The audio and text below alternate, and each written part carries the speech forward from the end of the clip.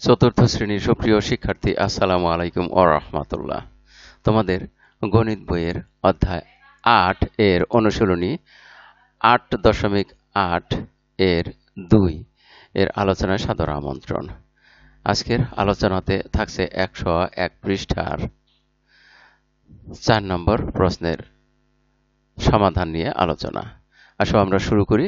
৪ নম্বর প্রশ্নের শুরুতে এখানে মোট ৪টি প্রশ্ন রয়েছে এবং প্রতিটি প্রশ্নে ৩টি করে ভগ্নাংশের যোগ এবং বিয়োগ এবং একটিতে বিয়োগ ও যোগ একত্রে রয়েছে। আসো আমরা শুরু করি। প্রথমেই ১ নম্বর প্রশ্ন। আমরা ১ নম্বর প্রশ্নের সমাধান করি।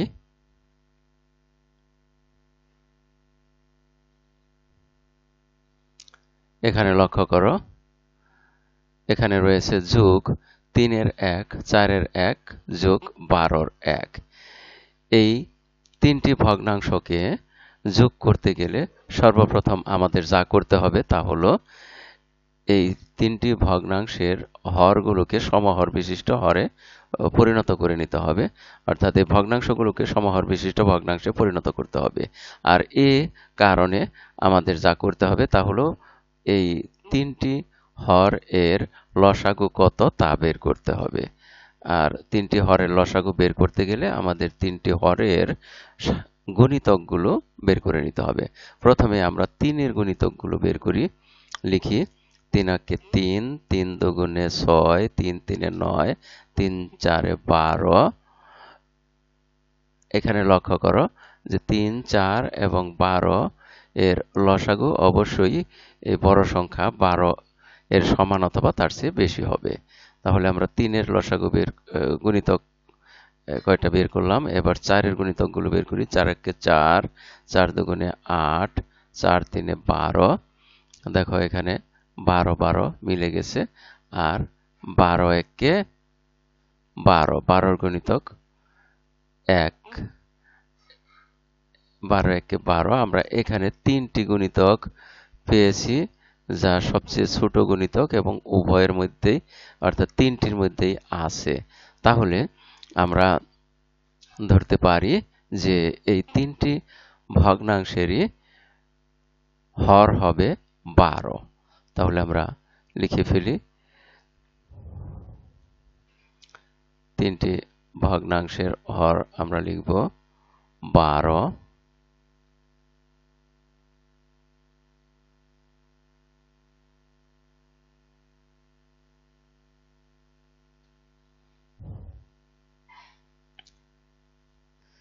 প্রথম ভগ্নাংশের হর ১২ যোগ দ্বিতীয় ভগ্নাংশের হর ১২ যোগ তৃতীয় ভগ্নাংশের হর ১২।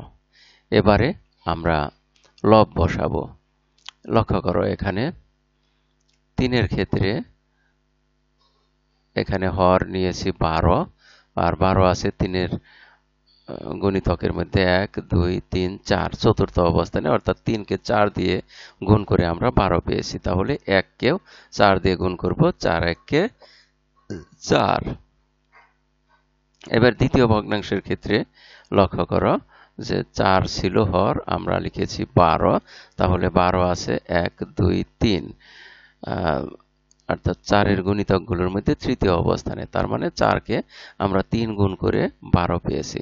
তাহলে ১-কে ৩ গুণ করি, ৩ ১-কে ৩। এবারে ১২-র ক্ষেত্রে অর্থাৎ তৃতীয় ভগ্নাংশের ক্ষেত্রে হর ছিল ১২, এখানেও আছে ১২। তাহলে ১২ আমরা পেয়েছি ১২-র গুণিতকের মধ্যে প্রথমেই, অর্থাৎ ১২ ১-কে ১২, ১২-কে ১ দিয়ে গুণ করে ১২ পাওয়া যায়। তাহলে এখানে লব ১-কে ১ দ্বারা গুণ করব। গুণ করলে হয় ১ ১-কে ১। আমরা ৩টি সাধারণ হর বিশিষ্ট ভগ্নাংশ পেয়ে গেছি। এবার সহজেই যোগ করব। আর এখানে যোগফলে হর হবে ১২। তাহলে যোগফলের হর আমরা ১২ লিখে নিলাম। এবারে উপরের ভগ্নাংশের লবগুলো যুক্ত করে দেব, যোগ করে দেব। লব ৪ আর ৩-এ হলো ৭ আর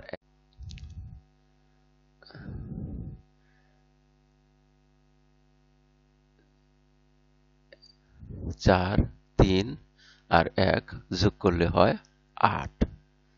আর নিচে আছে 12। দেখো এই উভয় সংখ্যাকে আমরা 4 দিয়ে ভাগ করতে পারি, অর্থাৎ 8 কেও 4 দিয়ে ভাগ করতে পারি, এই 12 কেও 4 দিয়ে ভাগ করতে পারি।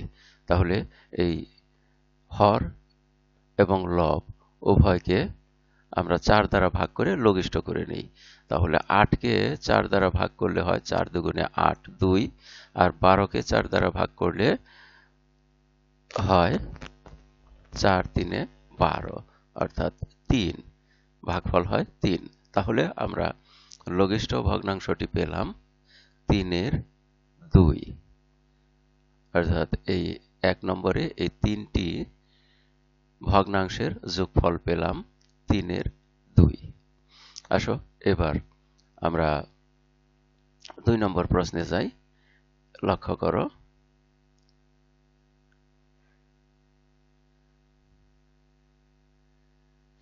এটা হলো 2 নম্বর প্রশ্ন। এখানে 6 এর 1 যোগ 3 এর 1 যোগ 9 এর 2 তিনটি ভগ্নাংশ রয়েছে।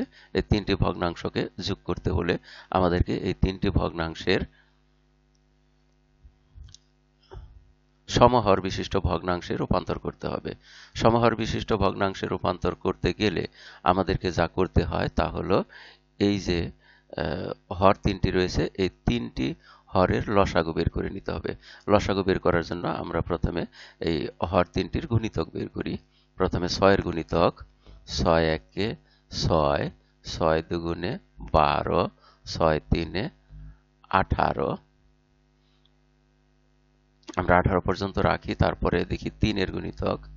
3 এর গুণিতক হলো 3 1 3, 3 2 6, 3 3 9, 3 4 12, 3 5 15, 3 6 18। আমরা 9 এর গুণিতক দেখি। 9 1 9, 9 2 18। এখানে লক্ষ্য করো যে উভয়ের এই তিনটির ক্ষেত্রেই গুণিতক এই 18 আছে, আর এটি হলো সবচেয়ে ছোট গুণিতক যা তিনটির মধ্যেই আছে। তাহলে আমরা লসাগু পেলাম 18। তাহলে আমাদের এই ভগ্নাংশে এই ভগ্নাংশ তিনটির আমরা যখন পরিবর্তন করে লিখব, অর্থাৎ সমহর বিশিষ্ট লিখব, সেই সমহর বিশিষ্ট ভগ্নাংশের প্রতি ক্ষেত্রেই এখানে হর হবে 18। আর এখানে লক্ষ্য করো আমরা যে এই যে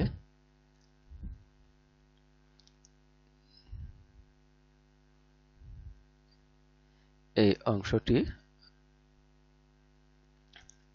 আমরা দেখি এবারে এই 6 এর 1 এর পরিবর্তে আমরা লিখেছি 18 3। এটা কিভাবে লেখা হয়েছে? যেহেতু প্রত্যেকটা ভগ্নাংশের হর হবে 18 18 আছে, আর এখানে 3 হওয়ার কারণ কি? 3 হওয়ার কারণ হলো এখানে ছিল 6, আমরা এখানে লিখেছি 18, আর 6 এর গুণিতক 18 আছে 1 2 3 তৃতীয় অবস্থানে, অর্থাৎ 6 কে 3 গুণ করে 18 পেয়েছি, তাহলে 1 কেও 3 গুণ করে পাওয়া যায় 3। অপরদিকে একই রকম ভাবে এই দ্বিতীয় ভগ্নাংশের ক্ষেত্রে দেখো 1 2 3 4 5 6 ষষ্ঠ অবস্থানে আছে 18, ফলে এই 3 কে 6 গুণ করে 18 পাওয়া গিয়েছে, ফলে এই 1 কেও আমরা 6 গুণ করে এখানে 6 বসিয়েছি, 6 1 কে 6। ঠিক একই রকম দ্বিতীয় ভগ্নাংশের ক্ষেত্রে লক্ষ্য করো, তৃতীয় ভগ্নাংশের ক্ষেত্রে ভগ্নাংশের হর ছিল 9 আর এখানে লিখেছি 18, তাহলে 18 অবস্থান 9 এর গুণিতকের মধ্যে 1 2 দ্বিতীয় অবস্থানে, অর্থাৎ 9 কে 2 দ্বারা গুণ করে 18 পেয়েছি। এর ফলে আমাদের এই 2 কেও 2 দ্বারা গুণ করতে হবে। 2 কে 2 দ্বারা গুণ করে পেয়েছি 4, 2 দুগুণে 4। এবারে ভগ্নাংশের সমহর বিশিষ্ট ভগ্নাংশের যোগফলের ক্ষেত্রে যোগফলে আমরা হর একই লিখব, শুধুমাত্র লব তিনটি যোগ করে দেব। লব তিনটি দেখো 3 আর 6 হলো 9, 9 আর 4 হয় 13। তাহলে এখানে আমরা ভগ্নাংশ দুটির যোগফল পেলাম 18 র 13। আমরা তারপরের ভগ্নাংশটি লক্ষ্য করব। 3 নাম্বার ভগ্নাংশের 3 নাম্বার প্রশ্নের যোগ করব।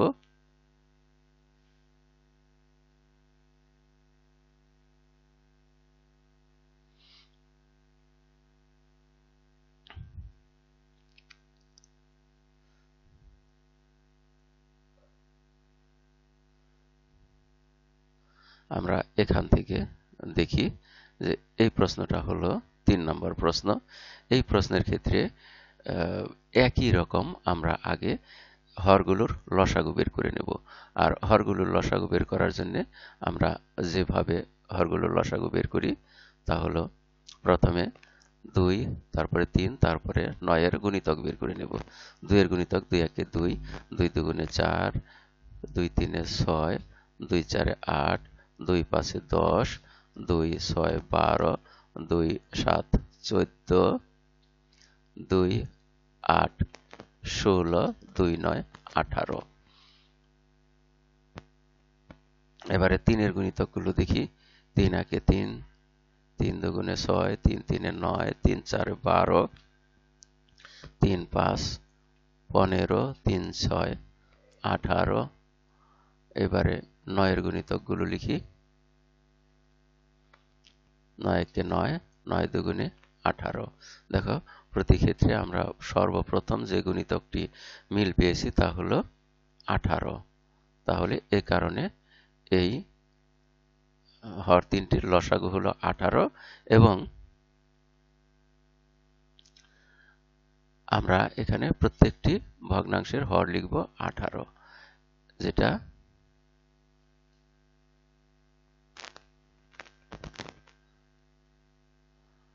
আমরা এখানে ইতিমধ্যেই সমাধানে করেছি যে প্রতি ক্ষেত্রেই হর 18। আর এখানে লক্ষ্য করো যে এই 2 এর গুণিতকগুলোর মধ্যে এই 18 আছে 1 2 3 4 5 6 7 8 9, নবম অবস্থানে, অর্থাৎ 2 কে 9 গুণ করে 18 পাওয়া গেছে। তাহলে এই 1 কেও 9 গুণ করি, 9 গুণ করলে হয় 9। তারপরে বিয়োগ। এবারে 3 এর ক্ষেত্রে 3 এর গুণিতকের মধ্যে 18 আছে 1 2 3 4 5 6, ষষ্ঠ অবস্থানে, অর্থাৎ 6 দ্বারা গুণ করে 3 কে 6 দ্বারা গুণ করে 18 পেয়েছি। ফলে এই 1 কেও আমরা 6 দ্বারা গুণ করে 6 কে 6 এখানে বসিয়েছি। এবারে এই এই ভগ্নাংশের 3 নম্বর ভগ্নাংশের ক্ষেত্রে লক্ষ্য করো যে 9 এর গুণিতকের মধ্যে 18 আছে 1 2 দ্বিতীয় অবস্থানে, অর্থাৎ 9 কে 2 দ্বারা গুণ করে 18 পেয়েছি। ফলে এই 1 কেও 2 দ্বারা গুণ করে আমরা পাই 2 1 কে 2। এবারে দেখো গুণিতক এই ভগ্নাংশগুলোর হর যেহেতু একই, ফলে আমরা প্রথমে এই 3টি ভগ্নাংশের বিয়োগের ক্ষেত্রে আমরা বিয়োগ করব প্রথম 2টি, অর্থাৎ বাম পাশ থেকে প্রথম 2টি ভগ্নাংশের বিয়োগ করব। এক্ষেত্রে আমরা দেখি যে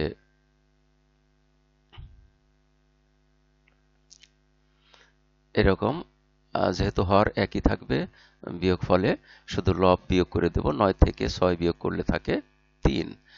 এবার এই যে 18 2 বিয়োগ 18 2 রয়েছে, এটা শুধু তার পাশে বসিয়ে দিলাম। এবারে এই অংশটুকুর বিয়োগ করব, অর্থাৎ 18 3 থেকে 18 2 বিয়োগ করব। 18 3 থেকে 18 2 বিয়োগ করলে এক্ষেত্রেও একই রকম ভগ্নাংশের হর একই, বিয়োগফলের হর একই থাকবে। আমরা শুধু লব দুটি বিয়োগ করব। 3 থেকে 2 বিয়োগ করলে বিয়োগফল হয় 1। তাহলে আমরা 3 নম্বর প্রশ্নের সমাধান পেলাম 18 1। আমরা আরেকটি প্রশ্ন রয়েছে, সেটির সমাধান করব।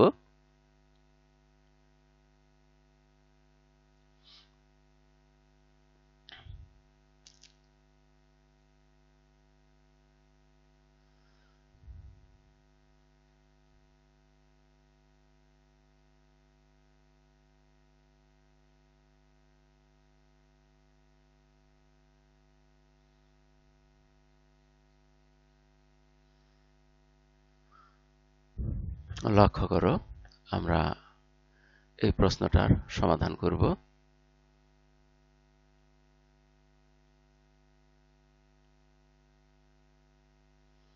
এই প্রশ্নটার সমাধানের ক্ষেত্রে আমাদের যা করণীয় তা হলো এই প্রথমেই আমরা সমহর বিশিষ্ট ভগ্নাংশ প্রকাশ করতে এই 4, 5 এবং 2 এর লসাগু বের করে নেব। দেখো এখানে 4 এর গুণিতকগুলো বের করে নেই। 4 একে 4, 4 দুগুণে 8, 4 তিনে 12, 4 চারে 16, 4 5-এ 20। আমরা আবার 5 এর গুণিতক বের করি। 5 একে 5, 5 দুগুণে 10, 5 তিনে 15, 5 চারে 20। আবার 2 এর গুণিতকগুলো বের করি। 2 একে 2, 2 দুগুণে 4, 2 তিনে 6, 2 চারে 8, 2 5 10, 2 6 12, 2 7 14, 2 8 16, 2 10, 20। দেখো এখানে আমরা সবচেয়ে ছোট যে গুণিতকটির সাধারণ পেয়েছি তা হলো 20, অর্থাৎ 20 হলো এই তিনটি সংখ্যার লঘিষ্ঠ সাধারণ গুণিতক। তাহলে এখানে প্রত্যেকটা ভগ্নাংশের হর হবে 20। এখানে লক্ষ্য করো,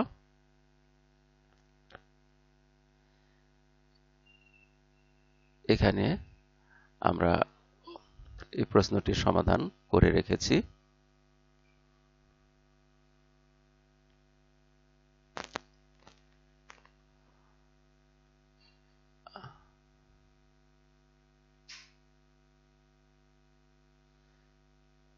এখানে লক্ষ্য করো যে আমরা প্রথম ভগ্নাংশের ক্ষেত্রে 20 পেয়েছি 1 2 3 4 5 পঞ্চম অবস্থানে।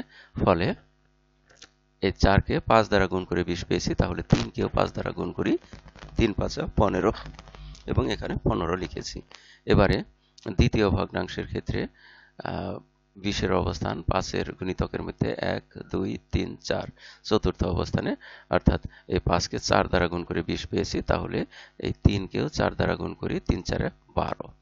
এবারে লক্ষ্য করো এই তৃতীয় ভগ্নাংশের ক্ষেত্রে আমরা এখানে হর 20 পেয়েছি। 2 এর গুণিতকের ক্ষেত্রে 1 2 3 4 5 6 7 8 9 10। এখানে লক্ষ্য করো যে আমরা একটি গুণিতক ভুল করেছিলাম, এখানে আরেকটি গুণিতক হবে 16। তাহলে এখন দেখো অবস্থানটি 1 2 3 4 5 6 7 8 9 10 দশম অবস্থানে আছে। এ কারণে আমরা এখানে এই 1 এর সাথে অর্থাৎ 2 এর সাথে 10 গুণ করে 20 পেয়েছি, এই কারণে 1 এর সাথেও 10 গুণ করব। 10 গুণ করলে 10 একে 10। এবারে দেখো এখানে যোগ এবং বিয়োগ দুইটি প্রক্রিয়া রয়েছে। এই দুইটি প্রক্রিয়ার মধ্যে আমরা কোনটি আগে করব? আমরা জানি যোগ এবং বিয়োগের ক্ষেত্রে যে প্রক্রিয়াটি সবচেয়ে বামে রয়েছে সেই প্রক্রিয়ায় আমরা আগে সমাধান করব। অর্থাৎ এই তিনটি ভগ্নাংশের মধ্যে আমরা প্রথমেই বিয়োগ করব। এখানে এই 20 এর 15 থেকে 20 এর 12 বিয়োগ করব। 20 এর 15 থেকে 20 এর 12 বিয়োগ করলে বিয়োগের ক্ষেত্রে আমরা জানি যে সমহর বিশিষ্ট ভগ্নাংশের বিয়োগের ক্ষেত্রে বিয়োগ ফলে হর একই থাকবে, শুধুমাত্র লব দুটি বিয়োগ করব। এখানে লব 15 থেকে 12 বিয়োগ করলে বিয়োগফল হয় 3। আর তার সাথে এই যে 20 এর 10 এটা আমরা পাশে বসিয়ে দেই, অবিকৃতভাবে পাশে বসিয়ে দিলাম। এবারে এই দুইটি সংখ্যার মধ্যে ভগ্নাংশের মধ্যে আমরা যোগ করব। যেহেতু এখানে মাঝখানে যোগ চিহ্ন আছে, তাহলে যোগ করি। যোগের ক্ষেত্রেও একই রকম আমরা সমহর বিশিষ্ট ভগ্নাংশের ক্ষেত্রে যোগফলে যোগ হর একই লিখব, শুধুমাত্র লব দুটো যোগ করে দেব। তাহলে 3 আর 10 যোগ করে হয় 13। তাহলে আমরা এই 4 নম্বর প্রশ্নের সমাধান পেয়ে গেলাম 20 এর 13। আর এর মধ্য দিয়ে এই পাঠের শেষ প্রান্তে এসে পড়েছি। এতক্ষণ ধৈর্য সহকারে সম্পূর্ণ ভিডিও দেখার জন্য তোমাদের সবাইকে জানাই অনেক অনেক ধন্যবাদ। সেই সাথে পরবর্তী ভিডিও দেখার আমন্ত্রণ রইল। Thank you very much for watching and keep watching for the next video. আসসালামু আলাইকুম ওয়া রাহমাতুল্লাহ।